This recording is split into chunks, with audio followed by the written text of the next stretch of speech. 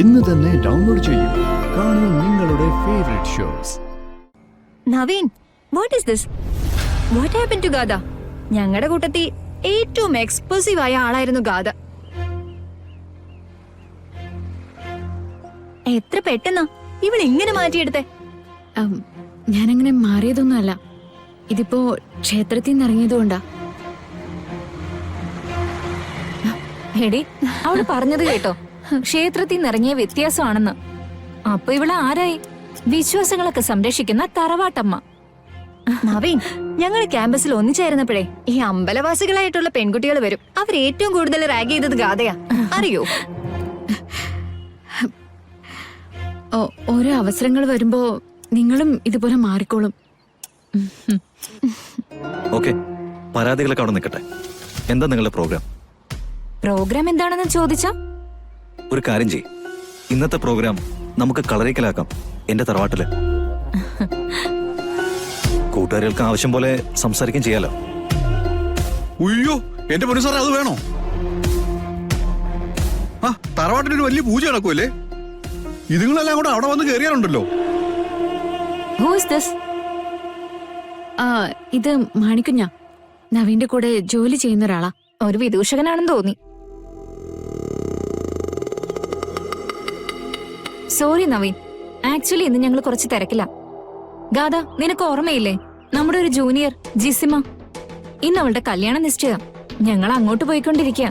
ശരി, എങ്കിൽ പോയിട്ട് തിരിച്ച് ഈ വഴി തന്നെ വരൂ. അതും പ്രാക്ടിക്കൽ അല്ല.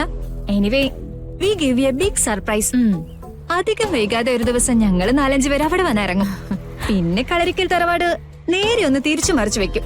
എന്നിട്ടേ ഞങ്ങൾ തിരിച്ചു പോവും. എന്താ ഗാഥ? ആയിക്കോട്ടെ. ഗാഥ, നിന്റെ ഈ ടോട്ടൽ ചേഞ്ച് കണ്ടിട്ട് എനിക്ക് സഹിക്കുന്നില്ല കേട്ടോ. അതൊക്കെ നമ്മൾ അവളുടെ അടുത്ത് ചെല്ലുമ്പോ അവള് പഴയ ഗാഥയാക്കി നമുക്ക് മാറ്റിയെടുക്കാം. Naveen, can I take a selfie? Oh sure.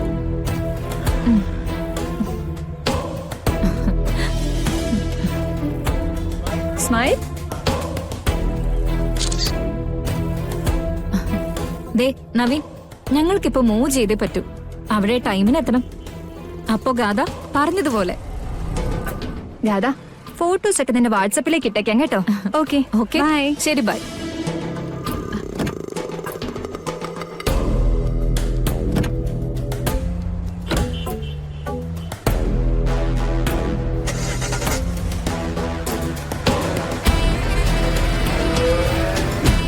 സാറേ, മാഡത്തിന്റെ ഫ്രണ്ട്സിനെ കണ്ടില്ലേ?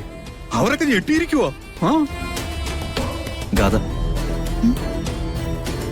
താൻ ഈ പറയുന്ന പോലെ അത്രയ്ക്ക് എക്സ്പോസീവ് ആയിരുന്നോ?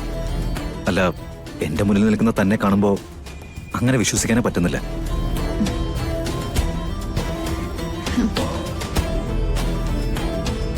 ഗാഥ, താൻ വല്ലാതെ മാറി. എല്ലാവരും അത് പറയുന്നുണ്ട്. അമ്മയും അച്ഛനും മുത്തശ്ശിയൊക്കെ പറയുന്നത് എനിക്ക് വേണ്ടി മാറിയെന്ന, എന്റെ ഭാഗ്യം കൊണ്ട് മാറിയെന്ന. അത് സത്യമാണോ? എനിക്കത് കേൾക്കുമ്പോൾ സന്തോഷമാണ്. എന്നാ പോവാം നമുക്ക്.